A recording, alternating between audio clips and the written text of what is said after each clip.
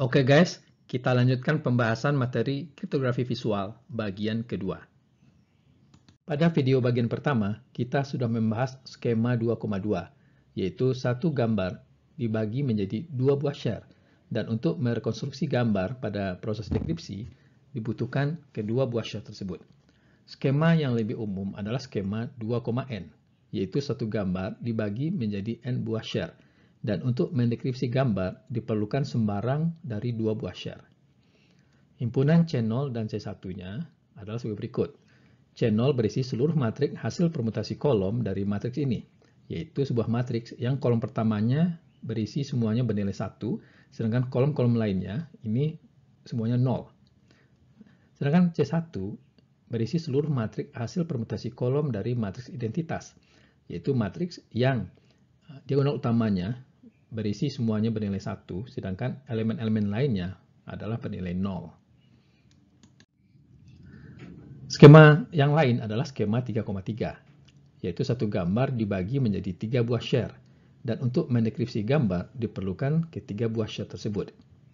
Himpunan C0 dan C1-nya adalah sebagai berikut. C0 adalah seluruh matriks hasil permutasi kolom dari matriks yang kolom pertamanya adalah 0, kolom keduanya 0, 1, 1, kolom ketiganya 1, 0, 1, dan kolom keempat 1, 1, 0. Sedangkan C1 adalah seluruh matriks hasil permutasi kolom dari matriks yang merupakan komplement dari matriks ini. Yaitu kalau di sini 0, 0, 0, di sini 1, 1, 1. Kalau di sini 0, 1, 1, di sini 1, 0, 0. Demikian juga untuk kolom ketiga 0, 1, 0, 0, 0, 1. Sedangkan skema yang lebih umum dari skema 3,3 adalah skema 3,n, yaitu satu gambar dibagi menjadi n buah share. Dan untuk mendekripsi gambar diperlukan 3 buah share sembarang. Misalkan B adalah matriks yang berukuran n kali 1, yaitu matriks kolom yang seluruh elemennya bernilai 1. I adalah matriks identitas yang berukuran n kali n, yaitu matriks yang diagonal utamanya sama dengan 1. BI adalah matriks hasil penggabungan B dan I, sedangkan CBI merupakan matriks komplement dari BI. Maka C0 ini berisi seluruh matriks hasil permutasi kolom dari CBI, sedangkan C1 berisi seluruh matriks hasil permutasi kolom dari BI. Contohnya untuk N sama dengan 3, ini akan menjadi skema 3,3. Matriks B-nya berukuran 3 kali 1, yang nilai elemennya adalah 1, 1, 1. Sedangkan untuk matriks I berukuran 3 kali 3, yang elemen diagonal utamanya 1, dan BI merupakan gabungan dari matriks B dan I. Jadi kolom pertama dari matriks BI ini adalah dari matriks B. Sedangkan kolom kedua, 3 dan 4 ini diambil dari matriks I. Dan CBI merupakan komplement dari matriks BI, yaitu 1 dikomplementkan menjadi 0, 0 dikomplementkan menjadi 1. Jadi untuk contohnya di sini 1, 1, 1, ini menjadi 0, 0, 0. 1, 0, 0 menjadi 0, 1, 1. Demikian seterusnya untuk elemen yang lain. Nah, misalkan permutasi yang kita gunakan adalah 2, 3, 4, 1. Artinya, kolom pertama matriks permutasi diambil dari kolom kedua matriks sebelumnya. Kolom kedua diambil dari kolom ketiga dari matriks sebelumnya. Kolom ketiga diambil dari kolom keempat dari matriks sebelumnya, dan kolom keempat diambil dari kolom ke-1. Jadi untuk matriks permutasi untuk piksel putih, ini merupakan permutasi dari matriks CBI ini. Nah, dengan urutan permutasinya 2, 3, 4, 1, berarti kolom pertamanya diambil dari kolom kedua matriks ini, yaitu 0, 1, 1. Sedangkan kolom keduanya diambil dari kolom ketiga, yaitu 1, 0, 1. Ya. Sedangkan kolom ketiganya diambil dari kolom keempat, yaitu 1, 1, 0. Sedangkan kolom keempatnya diambil dari kolom ke-1, yaitu 0, 0, 0. Demikian juga untuk matriks yang merepresentasikan piksel hitam. Ya. Dari sini, permutasi kolom ya dengan urutan 2, 3, 4, 1. Nah, maka untuk yang matriks ini, ya, untuk yang putih, share-nya adalah baris pertama di sini menyatakan share 1. Berarti 0, 1, 1, 0. Nah, ini menyatakan putih, hitam, hitam, putih. Jadi putih, hitam, hitam, putih. Sedangkan share kedua adalah baris keduanya. 1, 0, 1, 0 berarti hitam, putih, hitam, putih ya. Hitam, putih, hitam, putih. Sedangkan baris ketiga menyatakan share yang ketiga, yaitu hitam, hitam, putih, putih ya. Hitam, hitam, hitam, putih, putih. Demikian juga untuk yang pixel hitam. Ini baris pertamanya 1001 berarti hitam, putih, putih, hitam. Baris kedua 0101 berarti putih, hitam, putih, hitam ya. Putih, hitam, putih, hitam. Dan baris ketiganya ini menjadi share 3, yaitu putih, putih, hitam, hitam. Putih, putih, hitam, hitam. Skema berikutnya adalah skema 4,4, yaitu satu gambar dibagi menjadi 4 buah share. Dan setiap pixel dibagi ke dalam 9 buah subpixel. Untuk mendekripsi gambar diperlukan 4 buah share. Skema yang lebih umum dari semua skema yang sudah kita bahas tadi adalah skema K,N, yaitu satu gambar dibagi menjadi N buah share, dan untuk mendekripsi gambar diperlukan paling sedikit K buah share. Jika jumlah share yang ditumpuk kurang dari K, maka kita tidak dapat merekonstruksi gambar semula. Contohnya skema 3,4. Sebuah gambar dibagi menjadi 4 buah share, yaitu share 1, share 2, share 3, dan share 4. Untuk merekonstruksi gambar pada proses dekripsi, diperlukan sedikitnya 3 buah share. Nah, jadi misalkan share 1 dan share 2 ditumpuk, ini tidak akan menghasilkan gambar semula. Ya. Share 1 dan share 2. Atau share 1 dan share 3. Ya, karena ini kurang dari 3. Ya. Ini juga cuma 2 buah share yang ditumpuk. Ya. Share 1 dan share 2. Tetapi kalau 3, ya, misalkan kita tumpuk share 1, share 3, dan share 4, ini akan menghasilkan gambar semula. Ya. Begitu juga kalau misalnya share 2, share 3, dan share 4. Ini menghasilkan gambar semula, ya, karena ini 3 buah share. Nah, kalau 4, ya, ini juga tetap menghasilkan gambar semula. Ya. Share 1, share 2, share 3, share 4. Jadi minimal 3 buah share yang diperlukan untuk merekonstruksi gambar. Jika kurang dari 3, maka gambarnya tidak dapat direkonstruksi atau didekripsi. Nah, ini contoh hasil bermacam-macam skema K,6, yaitu satu gambar dibagi menjadi 6 buah share, yaitu 1, 2, 3, 4, 5, 6. Dan untuk merekonstruksi gambar atau mendekripsi gambar, diperlukan sedikitnya K buah share. Nah, sekarang apa yang terjadi kalau K-nya kita mulai dari 2, 3, 4, 5, dan 6. Nah, skema 2,6 ini sudah mulai kelihatan ya gambarnya, ya, tapi masih belum jelas. Untuk skema 3,6, nah, ini sudah mulai berbentuk gambarnya. Skema 4,6, skema 5,6, dan skema 6,6. Jadi semakin tinggi nilai K-nya, maka gambar yang dihasilkan pada proses dekripsi ini tampak semakin lebih jelas. Solusi kriptografi visual skema K,N dinyatakan valid jika memenuhi 3 syarat berikut. Pertama, untuk sembarang matriks S pada channel, bobot Hamming untuk sejumlah K dari N baris memenuhi ketidaksamaan HV kecil sama dengan D dikurang alfa kali M. Untuk sembarang matriks S pada C1, bobot Hamming untuk sejumlah K dari N baris memenuhi HV lebih besar sama dengan D.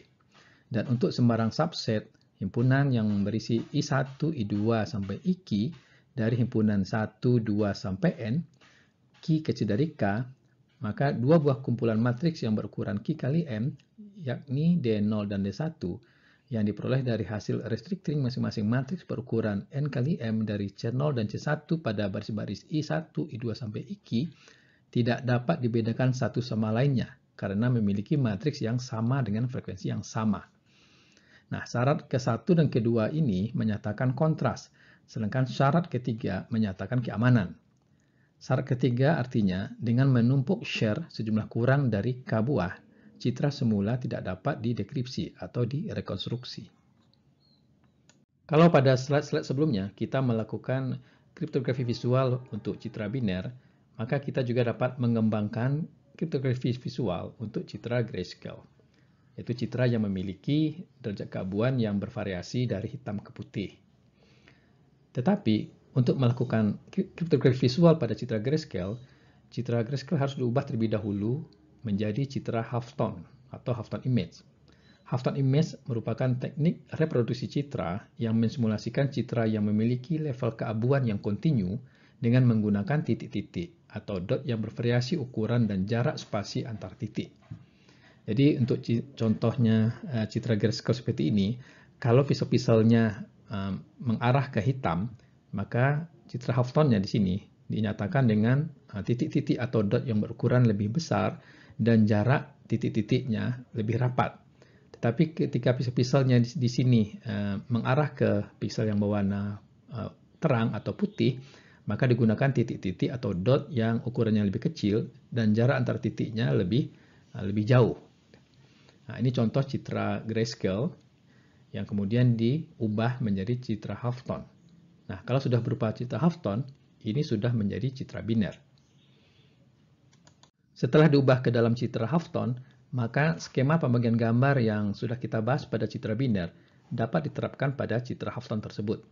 Misalkan digunakan skema 2,2, yaitu sebuah gambar dibagi menjadi 2 buah share dan setiap pixel diekspansi menjadi 4 subpixel seperti ini. Nah, ini adalah citra grayscale yang sudah kita ubah menjadi citra halftone seperti ini. Nah, misalkan pixel yang di sudut kiri atas ini akan kita bagi ke dalam 2 buah share. Nah, ini adalah pixel hitam dan kita pilih dari pola yang ada di pixel hitam di sini. Nah, misalkan diambil untuk share pertama di sini dan share kedua ini. Nah, ketika di dekripsi pada saat rekonstruksi, hasilnya menghasilkan tepat pixel hitam semula. Nah, ini diteruskan untuk pixel-pixel lainnya pada gambar citra halftone ini. Dan ini adalah share 1 dan share 2-nya. Dan ini merupakan hasil penumpukan share 1 dan share 2. Setelah pada citra grayscale, kriptografi visual juga dapat dikembangkan untuk citra berwarna. Citra berwarna dapat dinyatakan dalam beberapa model warna, misalnya dengan model RGB atau model CMY. Model RGB biasanya digunakan untuk gambar-gambar pada televisi atau pada monitor komputer. Sedangkan model warna CMY atau cyan, magenta, yellow ini digunakan untuk gambar yang dihasilkan oleh printer. Jadi printer ini melakukan pencetakan pada kertas. Nah, model warna yang digunakan adalah model CMY seperti ini. Misalkan kita gunakan model CMY. Ini adalah citra berwarna. Citra berwarna ini disusun oleh 3 komponen cyan, magenta, dan yellow. Nah, agar citra berwarna ini dapat dienkripsi dengan kriptografi visual, maka setiap komponen dari gambar ini, yaitu setiap komponen cyan, magenta, dan yellow, harus diubah terlebih dahulu ke dalam citra halftone untuk setiap komponen tersebut. Nah, ini adalah citra halftone untuk komponen cyan, magenta, dan yellow. Dan ini merupakan citra hasil penggabungan dari komponen cyan, magenta, dan yellow dalam bentuk halftone image. Ini contoh lainnya. Ini gambar bayi ini disusun oleh 3 komponen cyan, magenta, yellow. Kemudian komponen ini diubah ke dalam citra halftone. Jadi ini adalah komponen cyan, magenta, dan yellow dalam halftone image, dan ini adalah gabungan dari ketiga komponen tersebut. Jadi ini menghasilkan citra halftone. Selanjutnya kita dapat menggunakan skema yang digunakan pada citra biner untuk citra halftone berwarna ini. Jadi untuk setiap pixel pada komponen cyan, magenta, dan yellow, kita bagi ke dalam beberapa buah share. Misalkan digunakan skema 2,2, yaitu satu gambar dibagi menjadi 2 buah share, dan setiap pixel diekspansi menjadi 4 subpixel. Nah, misalkan di sini adalah pixel berwarna biru. Ini merupakan pixel pada komponen cyannya, pixel pada komponen magenta, dan pixel pada komponen yellow. Nah, nilai pixel biru ini misalkan adalah 110, yaitu di sini nilai cyannya 1, nilai magentanya 1, dan nilai yellownya 0. Nah, untuk setiap komponen cyan, magenta, dan yellow, ini kita bagi menjadi dua buah share, ya, share 1 dan share 2. Ya. Begitu juga untuk yang magenta, share 1, share 2, dan untuk yellow, share 1 dan share 2. Nah, gabungan dari share untuk komponen cyan, ya, magenta dan yellow, nah, ini akan menghasilkan pixel pada share 1. Gabungan dari pixel pada share 2, ya, untuk yang cyan, dan share 2 untuk magenta dan share 2 untuk yellow, ini menghasilkan pixel pada share 2. Nah, ketika dua buah pixel ini direkonstruksi pada proses dekripsi, hasilnya menghasilkan pixel yang memang tidak tepat berwarna biru. Jadi ada noise-nya, ya. Jadi ada subpixel yang warna hitam di sini. Ini adalah contoh lainnya. Ini share 1, share 2, ini hasil tumpukannya. Share 1, share 2, ini hasil tumpukannya. Ya, begitu juga untuk yang lainnya. Ini adalah contoh pembagian citra berwarna yang sudah diubah ke dalam halftone image ke dalam dua buah share 1 dan share 2. Dan ini adalah hasil penumpukan share 1 dan share 2. Ini masih dalam berbentuk halftone image. Nah, ini contoh untuk citra lena share 1, share 2. Nah, ini adalah hasil penumpukannya. Ya. Contoh lainnya ini adalah orang yang sedang main ski. Nah, ini share 1-nya, share 2-nya, dan ini hasil penumpukan share 1 dan share 2. Selain menggunakan operasi OR, algoritma kriptografi visual juga dapat menggunakan fungsi XOR. Nah, ini digunakan untuk citra berwarna. Bedanya dengan skema yang sudah kita bahas sebelumnya, pada algoritma kriptografi visual yang menggunakan fungsi XOR ini tidak melakukan pembagian pixel menjadi sub-sub-pixel. Oleh karena itu, ukuran share sama dengan ukuran citra semula. Dan citra hasil dekripsi tepat sama dengan citra semula. Jadi citra hasil dekripsi atau hasil rekonstruksi ini tidak mengandung noise. Skema yang digunakan adalah skema n,n, yaitu satu gambar dibagi menjadi n buah share, dan untuk melakukan rekonstruksi pada dekripsi dibutuhkan n buah share tersebut. Operator yang dipakai adalah operator XOR yang dilambangkan dengan tanda tambah dalam lingkaran. Perhatikan contoh ini. Ini adalah citra lena yang disusun oleh 3 komponen red, green, dan blue, ya, RGB. Misalkan kita ambil sebuah pixel dari citra lena ini, yang dalam komponen RGB-nya, ya, ini adalah untuk pixel komponen merahnya bernilai 150, pixel untuk komponen green-nya 100, dan pixel untuk komponen blue-nya 50. Atau nilai-nilainya dalam bentuk representasi biner sebagai berikut. Misalkan untuk pixel komponen merah ini, yaitu 150 ini kita bagi menjadi dua buah share. Share 1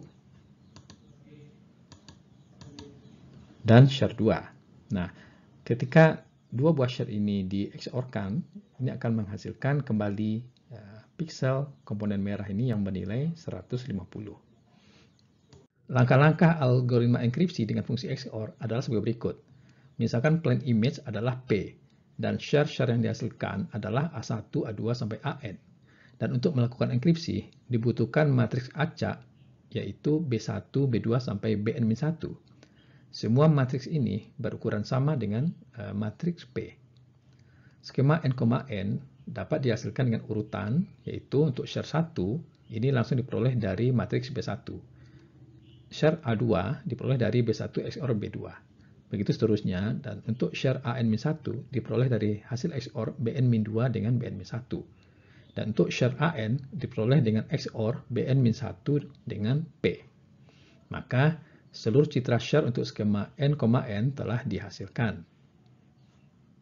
Untuk merekonstruksi citra pada proses dekripsi, kita lakukan dengan mengXOR-kan seluruh citra share tersebut, yaitu A1 XOR A2, XOR A3, dan seterusnya, XOR AN-1, XOR AN. Nah, penjabarannya adalah seperti berikut. A1 sama dengan B1, A2 sama dengan B1 XOR B2, A3 sama dengan B2 XOR B3. Begitu seterusnya, dan AN-1 ini sama dengan Bn-2 XOR Bn-1. Dan AN ini sama dengan Bn-1 XOR P. Nah, karena operasi XOR bersifat asosiatif, jadi ini bisa kita kelompokkan B1 XOR B1, ya, dalam kurung seperti ini. Kemudian XOR dengan B2 XOR B2. Kemudian XOR dengan B3 XOR B3. Begitu seterusnya, ya, sampai nantinya dengan Bn-1 XOR dengan Bn-1, lalu XOR P. Nah, B1 XOR B1 ini sama dengan 0. B2 XOR B2 sama dengan 0. Ya, begitu juga Bn-1 sampai XOR Bn-1 ini sama dengan 0. Nah, terakhir di XOR-kan dengan P. Nah, ini 0 di XOR-kan dengan 0 semuanya, ini sama dengan 0. 0 XOR P ini sama dengan P. Jadi citra P yang direkonstruksi ini persis sama dengan citra semula. Perhatikan contoh ini. Ini adalah citra berwarna lena yang dibagi ke dalam dua buah share, yaitu share 1 dan share 2. Kedua buah share ini ukurannya sama dengan citra lena. Nah, pada proses rekonstruksi, kedua buah share ini di XOR-kan. Nah, hasilnya adalah citra lena semula yang tepat sama dengan citra aslinya. Nah, ini contoh lainnya, gambar sebuah pemandangan kota di Eropa ini dibagi menjadi dua buah share 1 dan share 2. Kemudian pada proses dekripsi, ya, dilakukan rekonstruksi citranya dengan mengXOR-kan kedua buah share tersebut. Hasilnya adalah citra yang sama seperti citra aslinya. Kriptografi visual memang memiliki kelebihan, yaitu proses dekripsinya tidak membutuhkan komputasi. Tetapi kriptografi visual juga mengandung kelemahan. Dua kelemahan utama adalah citra hasil dekripsi tidak tepat sama dengan citra aslinya. Jadi pada contoh-contoh sebelumnya kita lihat bahwa hasil dekripsi pada proses rekonstruksi citra itu menghasilkan citra yang mengandung noise. Kemudian share-share yang dihasilkan pada proses pembagian citra ini merupakan citra acak yang tidak memiliki makna. Sehingga citra acak ini dapat menimbulkan kecurigaan bagi pihak lawan bahwa gambar tersebut merupakan pesan rahasia. Nah, untuk menghilangkan kecurigaan tersebut, maka digunakan steganografi sebagai pelengkap kriptografi visual. Jadi share yang dibangkitkan dari proses pembagian citra disembunyikan di dalam cover. Nah, share yang disembunyikan dalam cover ini dinamakan camouflage atau kamuflase. Perhatikan contoh teknik kamuflase berikut. Misalkan secret image-nya adalah sebuah gambar yang berisi tulisan NCHU. Gambar ini dibagi menjadi dua buah share, yaitu share 1 dan share 2. Setiap share ini akan kita sembunyikan pada dua buah cover image. Misalkan digunakan cover image-nya adalah lena. Jadi ada dua buah citra lena yang dijadikan sebagai cover. Nah, share 1 ini disembunyikan pada citra lena, ini menghasilkan stego image 1. Share 2 disembunyikan pada cover image lena yang lain, menghasilkan stego image yang kedua. Inilah yang disebut dengan kamuflase. Nah, dengan teknik kamuflase ini, maka citra share ini akan tersembunyi di sini, ya, ke dalam citra stego ini, dan tidak terlihat lagi sebagai citra acak. Ya, jadi citra stego ini merupakan citra yang memiliki interpretasi visual, ya, bisa dipersepsi. Nah, untuk melakukan dekripsi, kedua stego image ini kemudian ditumpuk, ya, sehingga tulisan hasil dekripsinya ini dapat kita baca, yaitu NCHU. Meskipun masih terdapat di sini, ya, sekilas wajah lena, ya, tetapi tulisan ini masih bisa kita baca.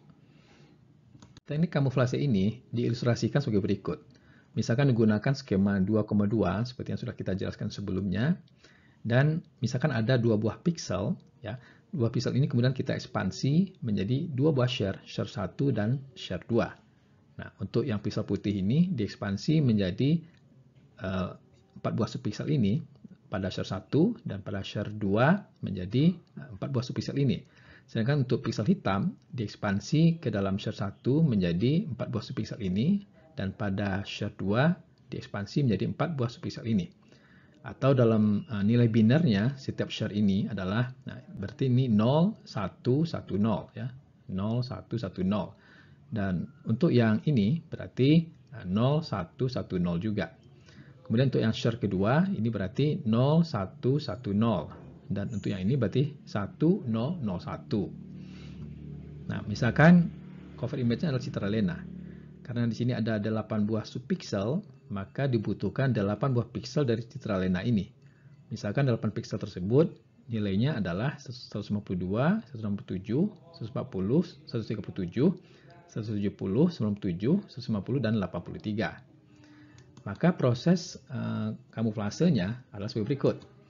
Untuk piksel pertama dari share ini di-XOR-kan dengan nilai piksel pertama yaitu 152. Nah, hasilnya ini adalah sebuah nilai ya, yaitu nilai transparan ya. Jadi 0 di-XOR-kan dengan 152.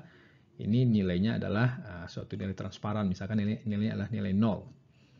Kemudian 1 di-XOR-kan dengan 197. Hasilnya adalah 197. Kemudian 1 di-XOR-kan dengan 140. Nilainya adalah 140.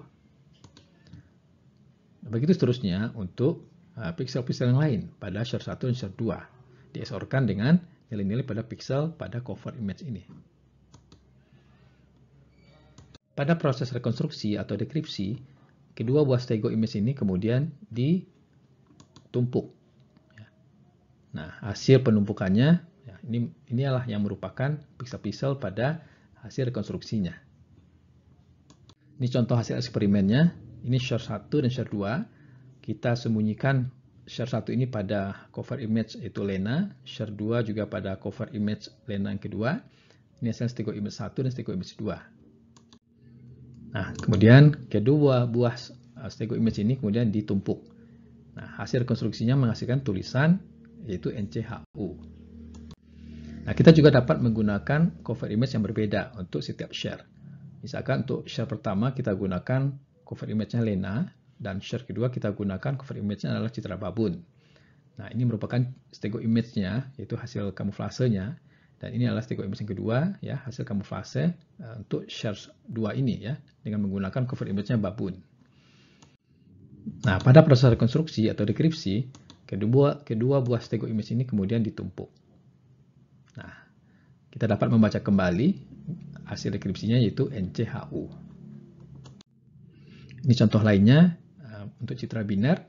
Misalkan citra yang dilakukan enkripsi dengan kriptografi visual itu adalah citra ambulan ini, dan share-share-nya kemudian disembunyikan pada dua buah gambar, yaitu gambar kapal dan gambar pesawat.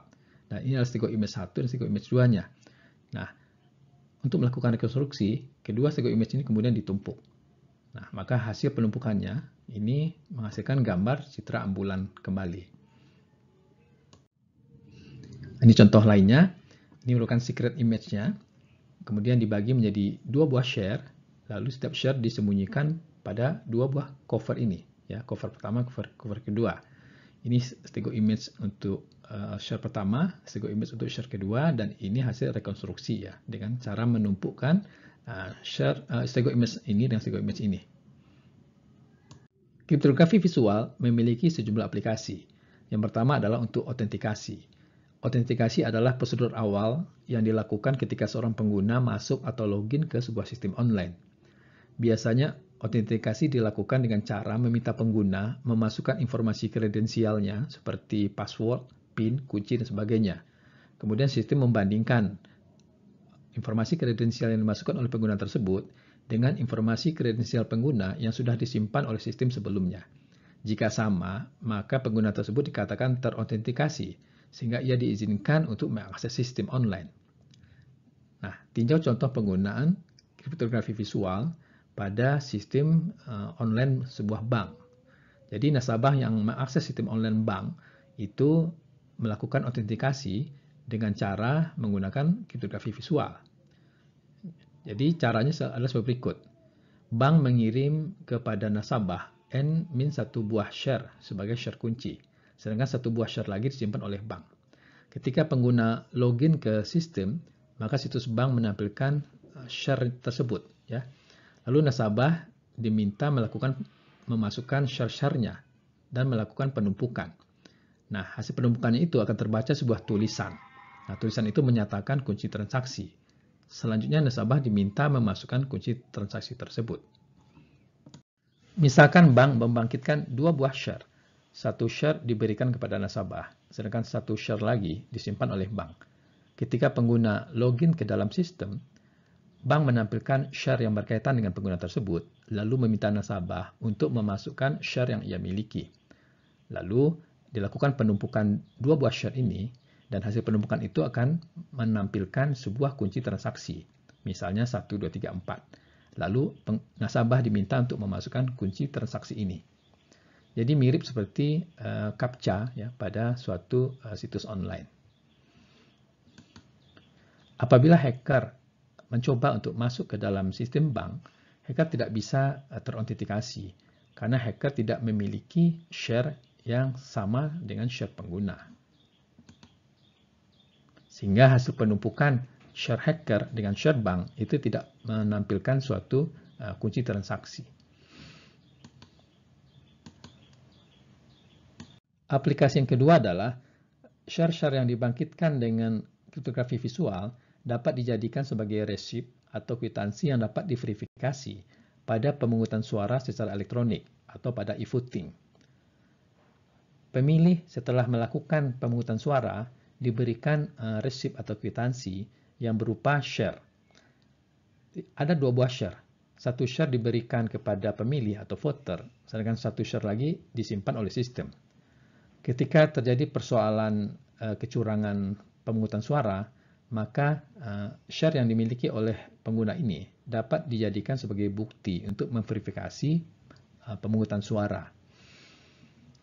Aplikasi yang ketiga adalah untuk berbagi dokumen yang rahasia ya, atau kunci. Jadi dokumen rahasia dibagi kepada beberapa orang sebagai share-share. Untuk membaca dokumen rahasia tersebut diperlukan beberapa share. Misalnya dokumen rahasia itu adalah gambar misalnya. Lalu gambar itu dibagi kepada beberapa orang sebagai share, dan untuk bisa membaca gambar tersebut, beberapa orang berkumpul untuk menumpukkan share-share-nya. Ini adalah daftar referensi yang digunakan dalam menyusun slide pada video ini. Ini referensi lainnya. Maka dengan demikian, selesailah sudah materi kriptografi visual sampai di sini. Terima kasih atas perhatiannya dan saya ucapkan selamat belajar.